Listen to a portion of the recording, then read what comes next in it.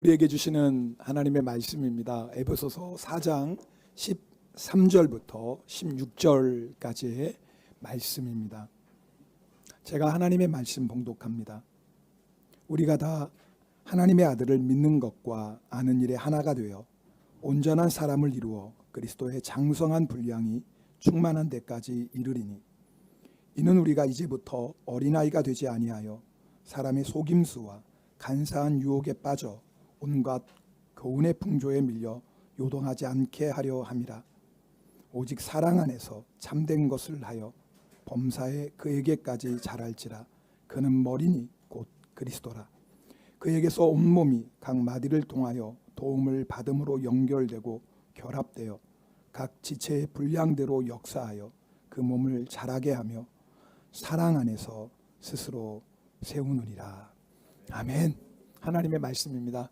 우리 사랑하는 유기성 목사님 나오실 때 주님, 목사님 사랑합니다. 우리 뜨거운 박수로 목사님 환영하겠습니다. 감사합니다. 고맙습니다. 귀한 찬양 감사합니다. 치바 영광교회와 또 오늘 여기에 치바 영광교회 교인이 아니신 분들 섬기는 교회 안에 하나님께서 허락하시는 정말 사랑의 부흥이 있기를 축복합니다. 여러분이 다 집이 있으시죠? 오늘 끝나고 나면 돌아갈 집이 있으실 겁니다. 만약에 집이 없는 사람이 있다면 그 심정이 어떻겠습니까? 저녁에 끝나고 돌아갈 집이 없는 사람. 가족들이 역 대합실에서 거기서 살아야 하는 사람. 끝나고 나면 그런 대합실이나 공원이나 그런 데 가서 밤을 지내야 되는 사람. 정말 불쌍하죠. 집이 없다는 게 참 불쌍하고 안타까운 일이죠.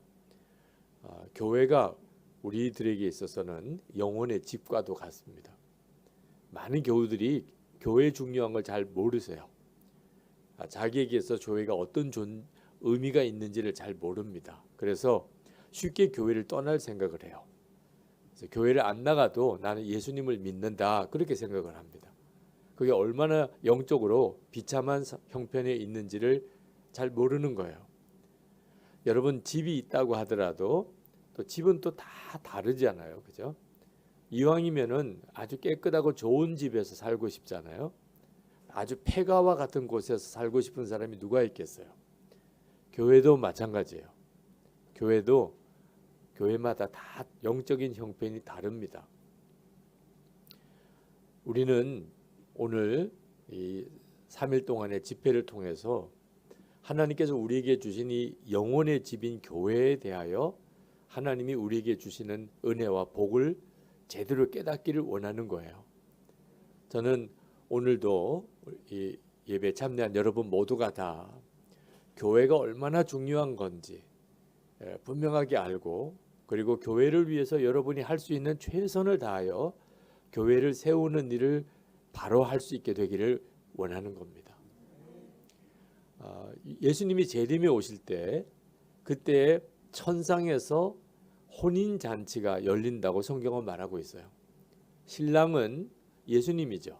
신랑은 예수님인데 신부가 아름답게 단장한 예수님의 신부는 누구일까요? 우리 한 사람 한 사람의 그리스도인이 아니에요. 성경에서 말하는 혼인잔치, 마지막 날 혼인잔치의 신부는 누구냐 하면 교회를 말합니다. 교회. 예수님의 신부는 교회예요. 그러니까 교회에 속하지 않고 예수를 믿는 사람은 실제로는 엄청 당황스럽게 돼요. 자기 자신이 나는 예수는 믿어. 그러나 교회는 문제가 많으니까 나는 교회는 안 나갈래. 또는 나는 교회와는 좀 거리를 두고 지내고 싶어. 나는 교회를 나가긴 나가지만 나는 교회는 무슨 봉사는 안 하겠어. 이런 게 얼마나 잘못된 생각인가를 알아야 돼요. 예수님의 신부된 교회에 소속되어 있어야 하는 겁니다. 그리고 예수님의 신부로서의 교회가 되도록 섬겨야 하는 거예요. 교회는 우리에게 있어서 대단히 중요합니다. 코로나19로 인해서 이 모이는 교회에 교인들이 잘 참여할 수 없는 어려움이 있었어요. 지금도 집회를 하지만 이렇게 가림막을 놓고 말씀을 전해야 되고 여러분은 마스크를 끼고 예배에 참석해야 되는 이만큼도 참 다행스럽죠, 그죠? 한국 교회는 한동안 아예 예배도 못 드리던 시절도 있었습니다. 그런데 코로나19 이전에 이미 교회와 상관이 없는 그리스도인들이 상당히 많이 생겼어요. 아마 일본에도 그러리라고 생각합니다. 그러니까 교회를 떠나 있는 거예요. 이제 더 이상 교회에 난 나가기 싫어. 그러나 유튜브로 주일에 이 교회 가서 예배드리고 저 교회 들어가서 예배드리고 그러면서 자기는 신앙생활 하고 있다고 생각하는 분들이 있으세요. 정말 잘못된 생각입니다. 교회는 결코 그렇게 생각할 수 있는 곳이 아니에요. 여러분들의 영혼에 있어서 너무너무 중요해요. 우리가 살아가는 동안에 세상이 굉장히 극도로 타락해 가고 있을 때 하나님께서 노아에게 방주를 짓게 하셨습니다. 그 산 위에 엄청나게 큰 방주를 짓게 하신 하나님, 그 방주를 건축하는 시간도 노력도 말할 수 없이 정말 길고 어려웠죠. 근데 그 엄청난 방주를 왜 짓게 하셨죠? 홍수가 났을 때, 노아 홍수가 났을 때 그때 노아와 그 가족들이 구원받게 하려고 방주를 지은 거예요. 우리가 정말 하나님이 기뻐하시는 교회, 정말 마음까지, 교인들이 마음까지 하나 되고 그리고 사랑이 충만한 교회, 이런 교회를 세우는 이유가 뭐죠? 우리와 우리의 가족이 구원받을 수 있는 방주기 때문에 그렇습니다. 그런 교회가 있으면, 내가 그런 교회에 소속되어져 있으면 마지막 심판의 때 영적으로 대혼란이 올 때 우리가 구원받을 수 있어요. 저는 어려서 교회에서 상처 많이 받은 사람입니다. 목사의 아들로 그렇게 교회에서 자라면서 정말 보지 못할 것도 많이 보았고 듣지 못할 것도 많이 들었어요. 저는 목사가 되어야 될 사람이지만 목사가 되는 게 정말 싫었을 정도예요. 그런데 만약에 제가 그래서 교회를 떠났다면 아마 지금 저는 없었을 거예요. 저는 교회에서 예수님을 만났고 교회에서 주님과 동행하는 눈이 뜨였고 저는 교회에서 믿음이 자랐어요. 엄청나게 상처가 많은 것 같고 문제도 많은 것 같고 뭐 말할 수 없는 어떤 죄도 교회 안에서 있는 것을 보았어요. 그러나 모든 사람들이 구원받는 자리가 교회입니다. 교회가 없으면 어디서 전도받고 어디서 세례받아요? 교회가 없으면 어디서 성찬을 받아요? 여러분, 교회가 없으면 어디서 양육을 받아요? 교회가 문제가 많이 있는 것 같아도 지금도 여전히 우리의 구원의 도구고 그리고 이 땅에서 경험하는 천국을 경험할 수 있는 곳이 교회예요. 여러분들의 마음속에 그런 교회를 세우고자 하는 간절한 마음이 열망이 있게 되기를 축복합니다. 이왕 교회를 세울 것이면 정말 마음까지 하나 된 그리고 사랑으로 충만한 정말 예수님이 내 교회라고 말할 수 있는 그런 교회를 세워야 하잖아요. 우리 치바 영광교회 교인들 그리고 여러분이 섬기는 교회 안에 여러분들의 마음속에 그저 내가 이 교회를 다닌다 하는 정도가 아니고 내가 정말 하나님이 기뻐하는 교회를 세우리라. 그런 사명을 내가 맡았다. 이건 사업에 성공하는 것과 공부를 잘해서 좋은 대학 가는 것과 시집장가 잘 가는 것과 비교할 수 없이 귀한 일이에요. 이 세상에 있는 동안에는 그렇게 보이지 않을지 모르지만 하나님 앞에서 그리고 영원한 영생의 세상 가운데 비로소 깨닫게 돼요.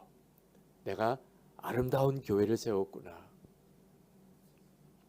사도 바울이 어떤 교회가 온전한 교회인가 그 설명을 하면서 온전한 그리스도인이 누군가 하는 것에 대한 말씀을 합니다. 13절 말씀에 이렇게 말씀합니다. 우리가 다 하나님의 아들을 믿는 것과 아는 일에 하나가 되어 온전한 사람을 이루어 그리스도의 장성한 분량이 충만한 데까지 이르리니.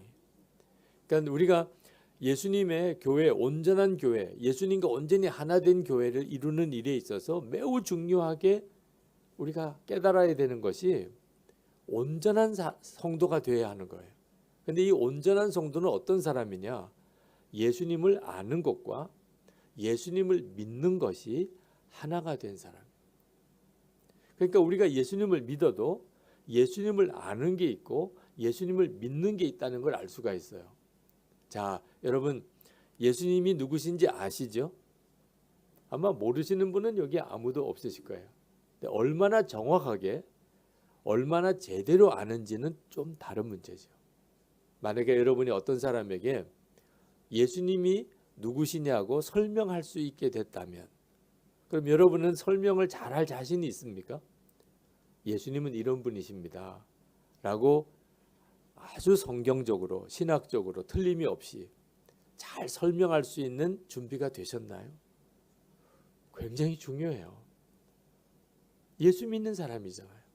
그러면 예수님이 누구신지는 제대로 설명할 수 있어야 되잖아요. 그래서 교회에서 예수님이 누구신지에 대해서 목사님을 통하여 성경 공부를 통해서 잘 배우게 됩니다. 그건 대단히 중요해요. 그런데 예수님에 대해서 아는 것과 함께 또 믿는 것이 있어요. 예수님을 믿는 것. 자, 여러분은 나는 예수님을 믿는가 하는 것에 대해서도 한번 점검해 봐야 됩니다. 예수님을 알기는 알아요. 그런데 예수님을 믿지 못하는 사람이 있습니다. 자, 예수님을 믿는다면 어떤 사람이 예수님을 믿는 사람이죠? 여러분이 예수님을 믿는지 아닌지 여러분 스스로가 한번 확인해 볼 수가 있습니다. 믿으면 염려가 없어요. 내가 예수님을 믿으면 두려움이 없어요. 그러니까 마음에 두려움과 염려가 없어요. 내 처지와 형편이 어떠하든지 간에. 그건 예수님을 믿는 사람이에요. 예수님에 대해서는 잘 알아요. 하나님의 아들이시고 우리 위해서 십자가에 죽으셨고 죽었다가 사흘 만에 부활하셨고 그리고 승천하셔서 이제 재림에 오실 것, 예수님에 대해서 다 알아요. 그런데 그 예수님을 믿고 염려가 없어지고 두려움이 없어지지 않아요. 아직 믿는 게 아닌 거예요. 우리는 아주 쉽게 나는 예수님을 믿습니다 이렇게 표현을 하지만 믿는다면 그러면 두려움도 염려도 없어야죠. 아직까지 예수님을 온전히 믿는 게 아닌 거예요. 여러분의 마음속에 유혹이 올 때, 또 핍박이 올 때 끝까지 예수님에 대한 신앙을 버리지 않는 것, 예수님을 믿을 때 가능한 일이에요. 예수님을 믿으니까 말할 수 없이 감출 수 없이 기쁨이 넘쳐요. 마음에 뜨겁게 사랑이 일어나요. 정말 사랑만 하며 살 것 같아요. 예수님을 믿는 사람이죠. 그런데 예수님을 믿는다고 하지만 마음에는 불평과 원망이 가득해요. 아주 못마땅한 사람 천지예요. 아직도 예수님을 믿는 게 아닌 거예요. 예수님이 믿어지지 않는 거예요. 예수님이 나와 함께 계신 게 믿어지는 역사가 우리에게 필요한 거예요. 여러분이 정말 교회를 마음까지 하나 되고 그리고 사랑으로 충만한 교회를 세우려면 여러분 자신이 진짜 예수님을 믿는 사람이어야 교회가 그런 교회가 되는 거예요. 그래서 예수 동행 일기를 쓰는 거예요. 왜 예수 동행 일기를 쓰는가? 매일 아침에 눈 뜰 때부터 밤에 잘 때까지 항상 예수님을 생각하며 살아야 하는데 내가 그렇게 살고 있는지를 저녁이 되면은 꼭 기록을 해봅니다. 오늘은 주님을 내가 얼마나 생각하고 살았는지, 주님은 내 안에 계신데 나도 정말 그걸 믿고 살았는지. 매일 그렇게 주님을 바라보고 사는 이유는 예수님이 믿어지기 위해서 그래요. 예수님에 대해서 알지만 예수님이 믿어지지 않으면 그러면 아무 능력이 없는 거예요. 저희 교회 부목사님 한 분이 얼마 전에 설교를 하셨는데 그 목사님께서 그런 말씀을 하시더라고요. 하나님께서 자기의 마음속에 마음에 간절한 소원을 하나 주셨다는 겁니다. 그것은 예수님을 닮는 거예요. 그래서 이 목사님의 한결같은 기도 제목은 예수님 닮은 목사가 되는 겁니다. 중보기도자들에게 기도 부탁을 할 때도 제가 예수님 닮은 목사가 되게 해주십시오. 설교할 때도 그리고 어디 가서 기도 부탁을 할 때도 제가 좀 예수 닮은 목사가 되게, 예수님을 닮은 삶을 살게 해달라고 그렇게 늘 기도하던 분이에요. 근데 문제는 그렇게 마음의 소원은 간절한데 예수님을 닮은 삶을 살기가 어렵다는 거예요. 하루를 지나고 보면 늘 실망스러워요. 전혀 예수님 닮은 사람 같지 않게 하루를 보낸 거예요. 사모님하고 아내와 서로의 죄를 고백하는 시간도 가져보고, 그리고 예수님 닮은 삶을 살기 위해서 책상 앞에다가 이렇게 실천해야 될 것들을 이렇게 써서 책상 앞에다가 이렇게 붙여놓기도 하고, 자기가 할 수 있는 것은 정말 다 했는데도 예수님을 닮은 목사가 됐느냐? 전혀 자신 있게 대답을 못 하겠다는 거예요. 그것 때문에 깊은 좌절에 빠졌습니다. 예수님을 닮은 사람 목사가 되고 싶은데 그렇게 살지 못하니까요. 근데 어느 날 아주 우연히 딸이 둘이 있으신데 그 목사님께 큰 아이는 6살이고 둘째가 3살이에요. 근데 두 딸이 소꿉놀이를 하는 것을 보게 됐어요. 사모님하고. 엄마 놀이를 하더래요. 6살 된 큰 딸은 엄마가 되고 3살 된 동생은 이제 딸이 되고, 그래서 이제 엄마하고 딸 놀이를 이렇게 하는 겁니다. 근데 가만히 있게 지켜보니까 사모님하고 딸들하고 했던 그대로 하더래요. 언니가 동생이 이제 딸이 되니까 너 이렇게 해야 돼. 너 일찍 일어나야 되고 뭐 세수를 해야 되고 양치질도 해야 되고 너 이렇게 하면 안 되고, 모든 게 다 어쩌면 그렇게 사모님이 하는 그대로 하는 거예요. 심지어 막 야단을 치는 시간, 소꿉놀이 하면서도 이제 야단 맞는 놀이를 하는 거예요. 엄마는 야단 치고 딸은 야단 맞고. 그런데 그 억양이나 말투 하나 그대로 다 사모님이 하는 그대로 큰 아이가 하더래요. 동생한테. 목사님과 사모님이 서로 쳐다보면서 한참을 웃었대요. 그러면서 생각했다는 거예요. 얘들이 어떻게 그대로 엄마 아빠 하는 것을 배웠을까? 목사님과 사모님이 아이들에게 한 번도 말투나 또는 말하는 것을 그렇게 하라고 가르친 적이 없어요. 그 아이들도 엄마 아빠한테 한 번도 그걸 배우려고 노력해 본 적도 없어요. 근데 그대로 하는 거예요. 함께 살았으니까. 엄마 아빠가 말하는 거, 행동하는 거 그대로 보았으니까 그냥 그대로 소꿉놀이를 하는 거예요. 그러면서 마음에 주님께서 목사님에게 말씀하는 것 같더래요. 너 나 닮으려고 애를 쓰는데 그냥 나랑 같이 살자. 그렇게 말씀하셨어요. 그 이야기를 설교 때 쭉 말씀을 전하시더라고요. 그거예요. 우리가 예수님이 정말 나와 함께 계시고 내 안에 계신 것이 정말 믿어지게 될 때에야 비로소 우리는 예수님 사랑을 하게 돼요. 그리고 교회가 사랑으로 충만한 교회가 되는 거예요. 예수님과 온전히 동행하는 삶을 살지 않는데 교인들이 교회를 무슨 수로 마음까지 하나가 되고 사랑이 충만한 교회를 만들 수 있겠어요?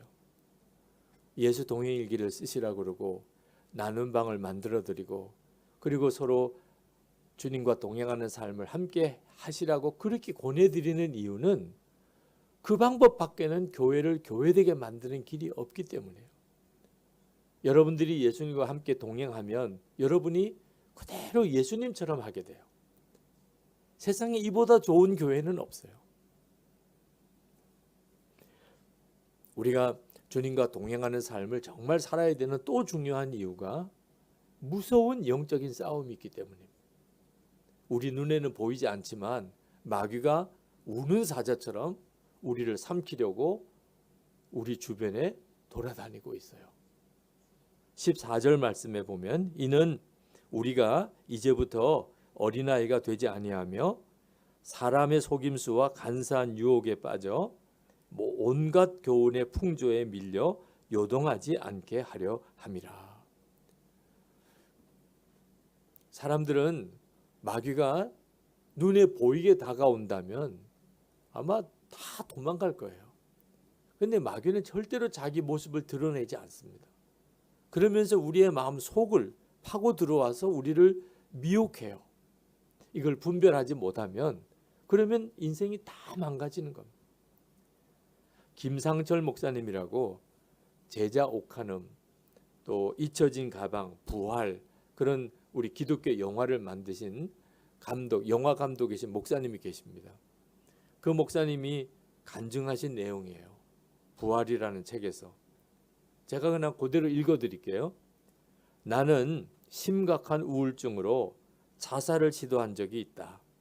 삶에 대한 회의, 가장으로서 할 수 있는 게 없다는 자신감 결여, 그리고 원인 모를 죽음에 대한 깊은 묵상 때문이었다. 죽어야 한다는 소리가 내 귀를 떠나지 않았다. 내게 넥타이가 있잖아. 내가 시키는 대로 하면 편안하게 이 세상을 떠날 수 있어. 목을 매. 이런 소리가 계속 들려왔다. 대전 외곽에 있는 대청산 기도원 옆에 연수원으로 무작정 올라갔다. 그리고 큰 나무에 밧줄을 걸었다.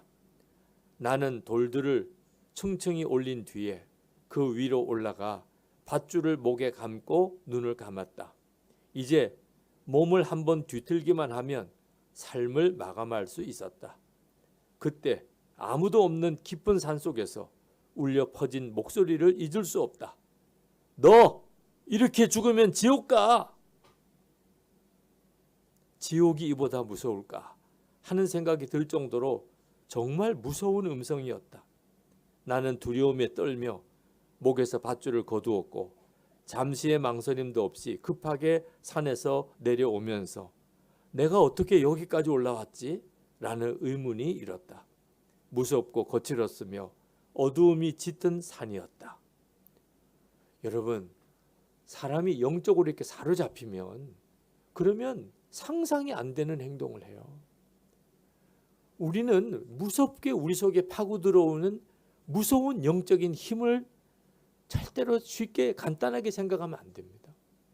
예수님과 동행하시라고 그렇게 권해드려도 교인들이 힘들다, 부담된다, 어렵다고 이야기를 해요. 그런데 마귀는요, 우리가 허락하지 않아도 우리의 마음을 얼마나 무섭게 파고들고 사로잡는지 모릅니다. 양을 이리 가운데 둔 것 같다고 그렇게 말씀하셨어요. 여러분, 이런 세상 가운데서 우리가 어떻게 제대로 살아낼 수 있을까요? 우리 가정이 어떻게 정말 행복할 수 있겠냐 말이에요. 이런 세상 가운데 있는 교회가 어떻게 시험이 안 들 수가 있겠냐 말이에요. 우리가 진짜 예수님을 정말 믿을 수 있어야 하는 거예요. 예수님에 대해서 아는 것으로 그치는 게 아닙니다. 예수님이 내 안에 계시고 그 주님과 동행하는 것이 실제가 안 되면 그러면 나중에 가서 본인이 정신 차려서 보면 내가 왜 이렇게 했지?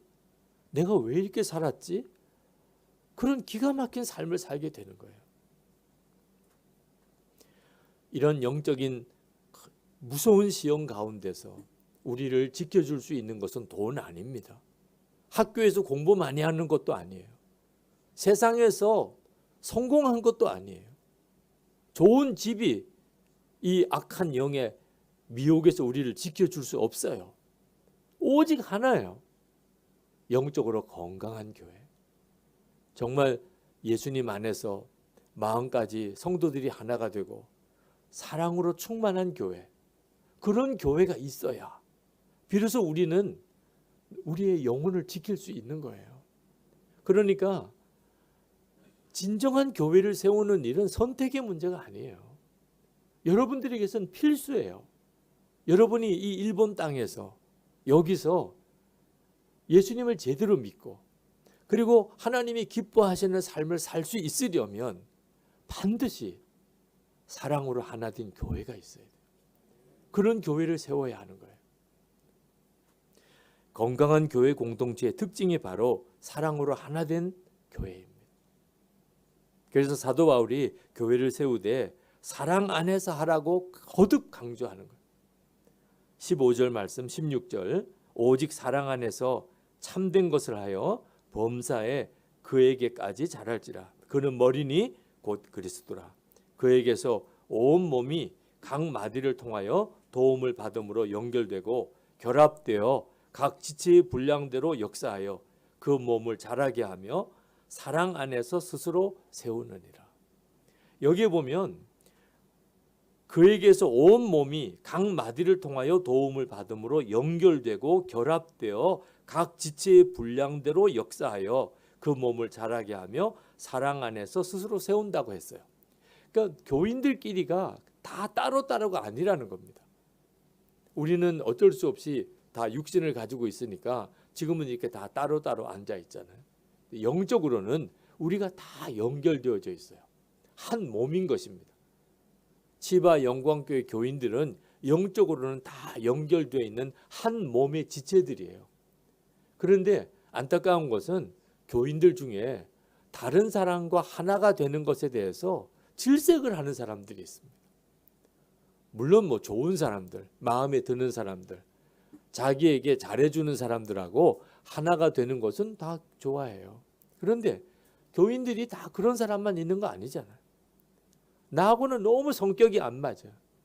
취향도 안 맞아. 고향도 달라. 나 저런 사람하고는 하나 되고 싶지 않아요. 어떤 사람이 특히 뭘 잘못했을 때 그럴 때는 뭐 화를 내요. 교회가 이래도 됩니까? 그 사람이 교회에 있으면 나는 교회 나가겠습니다. 만약에 내가 이 교회에 다니려면 그 사람이 교회를 나가야 됩니다.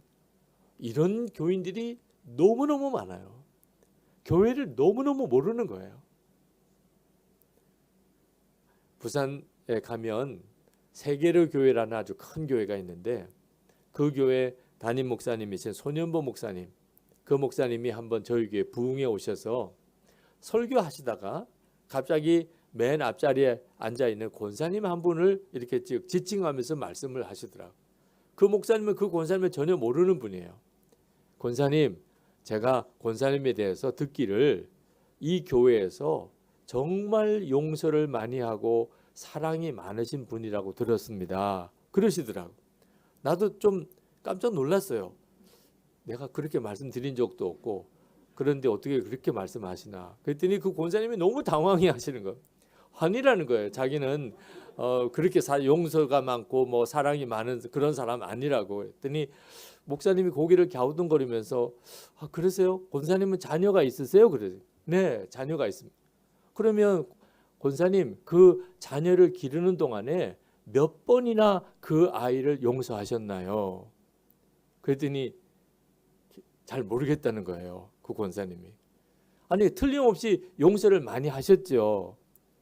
그랬던 것 같대요. 근데 몇 번이나 용서했는지는 계산이 안 되시나요? 아마 수도 없이 하셨을 거예요. 그랬더니 그 권사님이 고개를 끄덕거리시더라.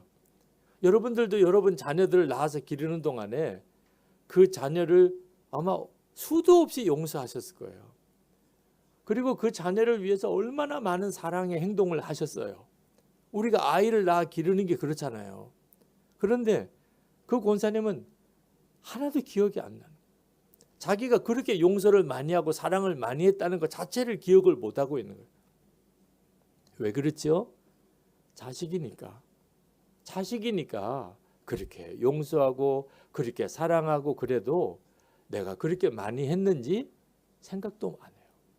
여러분, 나는 난 용서를 못하겠어. 나는 정말 사랑할 힘이 없어. 다 거짓말이에요.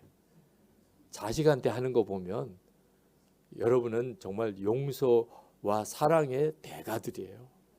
그렇게 우리는 자식을 길렀다고요. 그러면서 그 목사님이 그 권사님에게 물으시더라고.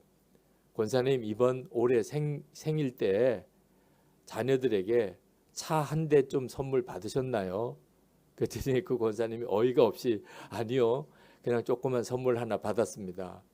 아니 권사님 바보세요? 아니 그 아이를 위해서 권사님이 드린 돈이 얼마예요? 권사님이 드린 시간이 얼마예요? 그런데도 그 조그만 선물 받고 그렇다고 좋아해요? 아니 권사님은 그렇게 계산도 없으세요? 자식이니까. 그러니까 그렇게 할 수 있는 거잖아요. 그러면서 그 권사님에게 그렇게 말씀하더라고요. 만약에 권사님 아이가 학교 갔다가 오는 길에 어느 가게 들려서 물건을 훔쳐서 경찰서에 지금 끌려갔다면 권사님은 다른 사람들한테 권사님 아들이 그랬다고 막 소문내고 다니실 거죠? 아니요. 네. 권사님은 아마 입 딱 닫으셨어요. 그 경찰서에 가서 아들을 면회하고 어떻든지 그 아들의 죄를 위해서 대가를 대신이라도 지불하려고, 그래서 그 경찰서에서 아들을 데려 나오려고 애는 쓰겠지만 누구에게도 그 이야기는 안 할 거예요. 우리 아이가 그렇게 남의 가게 가서 물건 훔쳤다고 전혀 말 안 할 거예요. 자식이니까. 세상 사람들 다 손가락질해도. 그래서 그 사람이 죄를 짓고 교도소에 가도 부모는, 가족은 면회를 가는 거예요. 가서 영치금도 넣어주고, 그리고 같이 기도도 해주고, 그리고 건강하게 잘 지내라고 그렇게 또 당부도 하고. 그게 가족이니까. 여러분, 가족만 되어도요 흉허물이 없어요. 그냥 용서하고 또 용서하고 사랑하고 또 사랑하는 게 가족이잖아요. 여러분, 우리는 예수님 안에서 사실 가족이에요. 우리가 다 나중에 천국 가보면 알게 돼요. 우리 다 아버지가 한 분 하나님이시잖아요. 아니 김 집사님 아버지 하나님, 내 아버지 하나님. 그러니까 우린 다 가족이잖아요. 그런데 그 사실을 인정을 안 하려고 하는 거예요. 그 집사님과 나는 다르다는 거예요. 왜 그 집사가 잘못한 걸 내가 잘못한 거라고 하는 거냐. 성경은 가족 정도도 아니고 한 몸이라고 한 거예요. 한 몸이라고. 그러니까 그 누군가가 잘못한 게 내가 잘못한 거예요. 내 잘못 따로 있고 그 사람 잘못 따로 있는 게 아니에요. 우리도 언젠가는 내 허물과 잘못을 우리 교우들이 대신 져줘야 될 때가 와요. 그게 바로 교인이 되는 거예요. 그래서 우리에게 교회가 필요한 거예요. 서로를 용서하고 사랑하고 품어주고, 나도 언젠가는 누군가의 용서를 받고 누군가의 사랑을 받는 그런 은혜의 자리가 우리에게 있어야 하는 거예요. 그래야 이 세상을 이겨나갈 수 있는 거예요. 여러분에게 그런 사랑이 충만한 교회가 있나요? 여러분, 그런 교회를 세우는 일이 얼마나 보람되고 귀한 일이에요. 그냥 교회 와서 목사님 말씀 듣고 은혜 받고 그리고 기도하고 그리고 가는 곳으로만 생각하면 안 돼요. 여러분이 교회를 세워가야 돼요. 13절 말씀에 그리스도의 장성한 분량이 충만한 데까지 이르리니, 우리가 교회 생활하는 것은 이렇게 점점 성장해 가는 겁니다. 어디까지? 예수님에게까지. 15절에 오직 사랑 안에서 참된 것을 하여 범사에 그에게까지 자랄지라. 교회는 계속 변화되어 가요. 더 사랑이 많은 교회, 더 사랑이 많은 교회, 더 예수님 같은 교회, 그렇게 교회는 변해가는 거예요.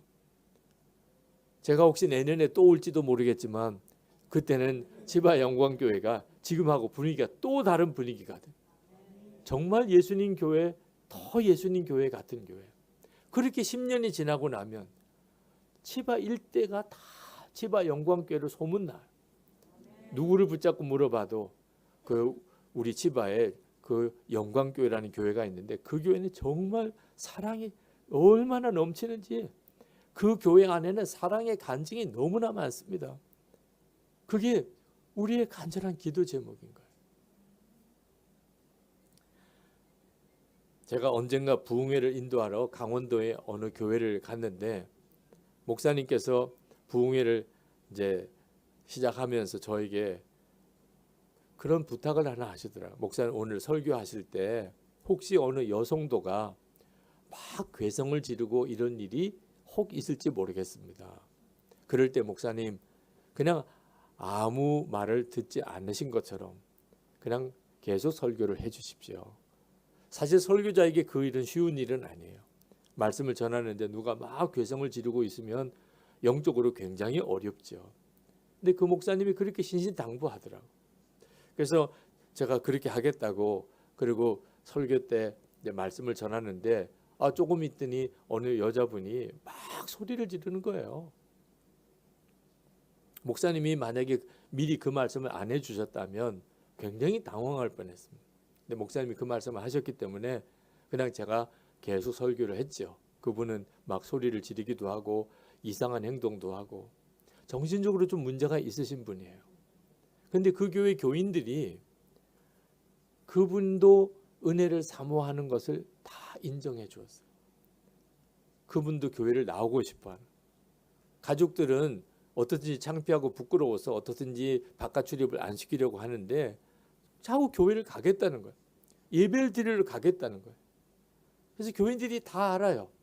그분이 교회 와서 예배 드리다가 자기 감정을 절제하지 못하고 이상한 행동도 하고 소리도 지르는 것을 다 교인들이 다 그 점에 대해서 아무렇지도 않게 반응하는. 저는 조용하게 제 말씀에 귀를 기울여 주는 교회에서 받는 은혜보다 그때 그 교회 부흥회 때 훨씬 은혜를 받았어요. 이 교회는 기가 막힌 교회구나. 그 허물이 있는 사람, 문제가 있는 사람. 근데 그분도 예배 드리고 싶다니까. 교회 오고 싶다니까. 우리가 받아주면 되잖아. 우리가 그 점에 대해서 신경 안 쓰면 되잖아요. 그러니까 얼마든지 그렇게 같이 예배를 드릴 수 있더라고요. 사실은 그게 교회예요. 그게 예수님의 마음이거든. 우리가 정말 예수님을 정말 믿고 주님을 바라보고 그렇게 살아보면 다 알게 돼요. 그게 주님의 마음이라는 거예요. 어느 선교사님이 후원교회 때문에 저를 찾아오셨어요.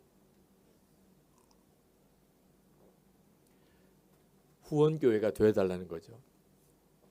그래서 제가 이제 그 선교사님의 형편과 기도 제목을 제가 들었는데 그 선교사님이 그런 이야기를 하세요. 목사님, 제가 후원교회가 필요한 것은 선교비를 저에게 보내달라는 이유 때문이 아닙니다. 그러시는 거예요.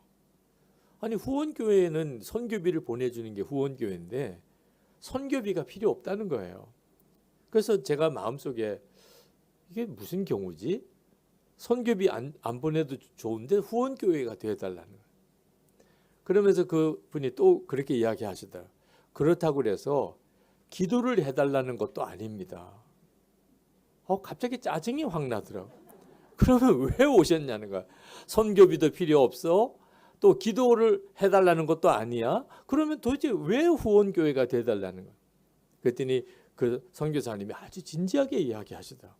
저희들이 이제 선교지로 가서 거기서 사역을 하게 될 때 혹 우리가 뭔가 실수를 하고 뭘 잘못하는 일이 생겼을 때 그때 우리를 내쳐버리지 않으시고 끝까지 우리를 회복하도록 지켜주고 도와주고 기도해주는 그런 교회가 우리에겐 필요합니다. 우리가 실제로 선교지에 가서 이제 사역을 하게 되겠지만 어떤 일이 일어날지 우리로는 알 수가 없습니다. 우리가 다 잘해서 후원교회에 자랑이 되는 그런 선교사가 되기를 우리가 원하지만 사람인지라 우리도 실수할 때도 있고 잘못할 때도 있습니다. 그때 끝까지 우리를 믿어주고 우리를 지켜주고 우리를 붙들어줄 수 있는 그런 교회가 있어야 우리가 담대하게 선교지로 갈 수 있겠습니다. 제가 그 선교사님의 이야기를 듣고 후원교회에 대한 제 생각을 바꿨어요. 전에는 우리가 선교사님을 보냈는데 그 선교사님이 뭘 잘못했어요. 그러면 무슨 생각부터 하게 되죠? 우리 그 선교사님하고 관계를 끊어야 되겠네. 잘못한 선교사님, 문제가 많은 선교사님하고 왜 우리가 계속 연결을 해두고 있어요? 그런 생각을 했었어요. 아마 교인들도 대부분 그런 생각을 할 거예요. 우리 파송 선교사님이 뭘 잘못했어요. 그러면 이제 우리는 당신하고는 상관이 없어요. 그렇게 하게 되죠. 그게 교회일까요? 하나님의 계획에 의하면 허물이 있거나 뭐가 잘못되었을 때 끝까지 붙들어 줄 수 있는 곳이 영적인 가정이에요. 육신의 가족들은 그렇게 안 하잖아요. 누가 잘못했으면 그렇다면 끝까지 가족이죠. 뭐 부모님이 잘못해도 마음은 아프지요. 가족이 그럼. 형이 잘못해도 동생이 잘못해도 자녀가 잘못해도 그게 좋을 리는 없지요. 그러나 여전히 가족은 가족이죠. 교회도 마찬가지예요. 마이클 야코넬리가 쓴 영성이라는 책 속에 보면 영국의 어떤 목사님 이야기가 나와요. 그 목사님이 어느 주일에 성도들에게 설교를 하다가 그런 말씀을 전하는 거예요. 자기가 기독교의 진리가 믿어지지 않게 됐다는 겁니다. 세상에 이렇게 황당한 이야기가 있네. 목사님이 설교 시간에 이제 나 성경이 안 믿어진다는 거예요. 기독교의 복음이 안 믿어진다는 거예요. 그래서 사임을 하겠다는 거예요. 교회가 막 술렁거리기 시작했어요. 교인들이 생각할 때도 이건 말도 안 되는 일이잖아요. 근데 당연히 그 목사님은 이제 파면이고 이제 장로님들과 교회 운영위원회에서 새로운 목사님을 뽑으시겠구나 그렇게 생각을 하고 그날 예배가 끝나고 다들 이제 웅성웅성거리고 장로님과 운영위원들은 이제 회의를 했습니다. 그리고는 회의가 끝나고 그 교회 교인을 대표하는 장로님이 나오셔서 그런 발표를 하시는 거예요. 목사님께서 기독교가 진리가 아니라고 그렇게 결정을 내리기까지 몹시 힘들었을 줄 압니다. 하지만 우리는 기독교가 진리라고 믿습니다. 우리는 이 사실을 너무나 분명하게 확신하고 있기 때문에 목사님이 계속 우리 교회에 남아 주시기를 원합니다. 대신에 매주 우리에게 기독교에 대한 목사님의 의혹을 말씀해 주시기 바랍니다. 우리가 목사님과 논쟁할 수 있다고 생각하기 때문이 아니라 우리 교회가 목사님께서 진리를 찾을 수 있는 곳이 될 수 있다고 생각하기 때문입니다. 목사님의 설교를 계속 듣고 싶습니다. 그래서 3년 동안이나 목사님은 계속 주일마다 안 믿어진다. 말도 안 된다. 성경의 내용을 설교를 맨 그런 설교만 하는 거예요. 난 도무지 이게 안 믿어져. 이게 정말 말도 안 돼. 그걸 3년 동안이나 교인들이 들은 거예요. 그런데 어느 날 목사님이 설교를 하고 있는데 교인들의 눈에 눈물이 이렇게 흐르는 것을 목사님이 보아요. 목사님이 언제부턴가 믿음에 대하여 설교를 하고 있는 거예요. 그러니까 교인들이 목사님의 설교가 바뀌었다는 게 느껴져요. 3년 동안이나 목사님이 안 믿어진다는 내용을 들어왔어요. 근데 어느 날 목사님의 메시지가 달라졌어요. 믿어진대요, 이제는. 그 설교를 듣는 교인들의 눈에 눈물이 흐르는 거예요. 나는 다시 믿음을 찾았습니다.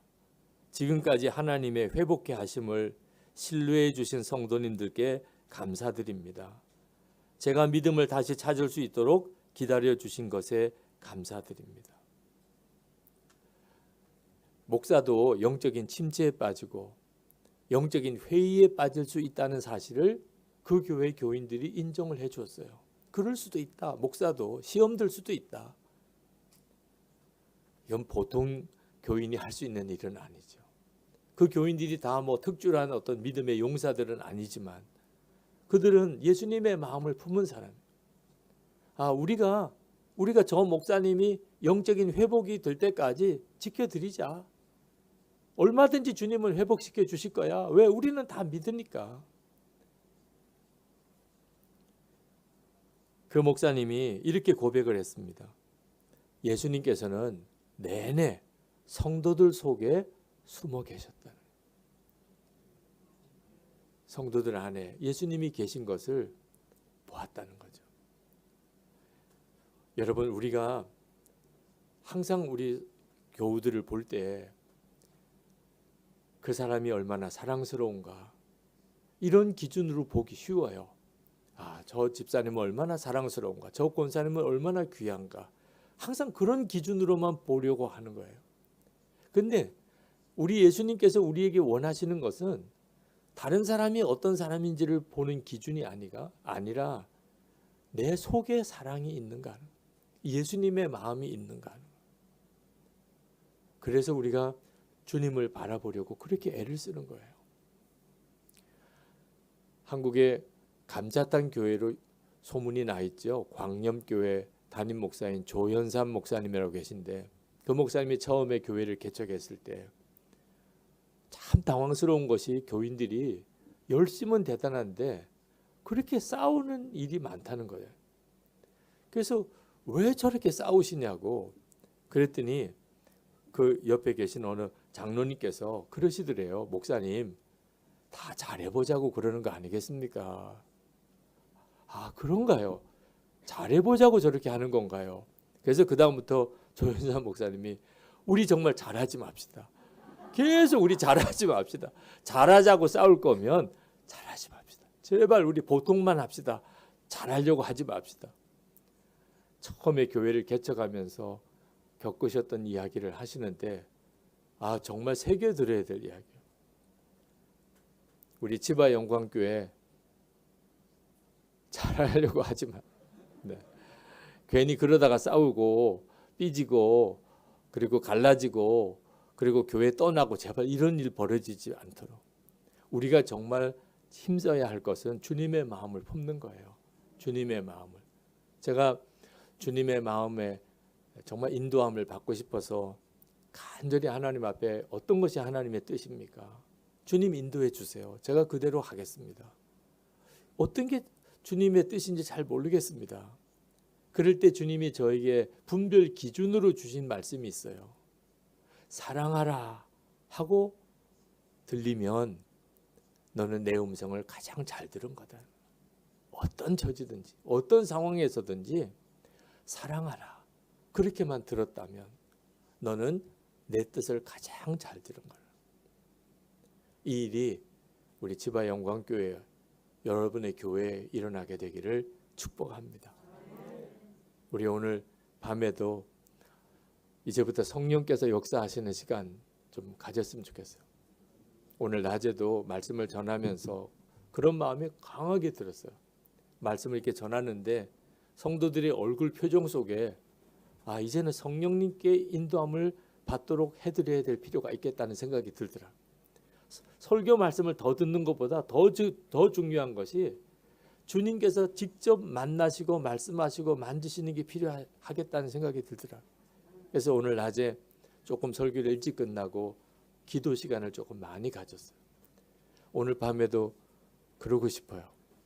이제부터 여러분은 제 설교를 듣는 시간이 아니고 성령께서 만지시는 은혜를 경험하는 시간입니다. 여러분 안에 가장 먼저는 가정, 그 다음엔 교회, 그리고 여러분 자신의 심령 안에 주님의 은혜에 만지시는 역사가 오늘 밤에 있기를 축복합니다. 여러분 가장 먼저는 여러분의 가정을 주님 앞에 내어놓으실 수 있게 되기 바랍니다. 우리가 정말 사랑으로 하나가 되어야 될 곳이 가정이에요. 하나님이 우리에게 주신 가정의 축복. 여러분 잘해보자는 것도 좋아요. 그러니까 싸우기까지도 하는 거죠. 다 잘해보자고. 근데 그건 정말 미련한 일입니다. 하나님 우리 가정 안에 정말 사랑이 충만하게 해주소서. 나 한 사람만이라도 주님의 사랑이 부어지면 우리 가정은 살아요. 가족이 어떻든지 간에 아직은 가족이 변화되지 않아도 얼마든지 견뎌낼 수 있어요. 하나님 우리 가정을 사랑으로 덮어주소서. 정말 남편과 아내 사이에, 부모와 자녀 사이에, 형제들 사이에 하나님 정말 사랑과 사랑이 넘치게 해주옵소서. 이 시간 우리 간절한 마음으로 우리 가정 안에 치유와 회복이 일어나기를, 그리고 사랑의 회복이 일어나기를 우리 뜨겁게 기도하겠습니다. 은혜와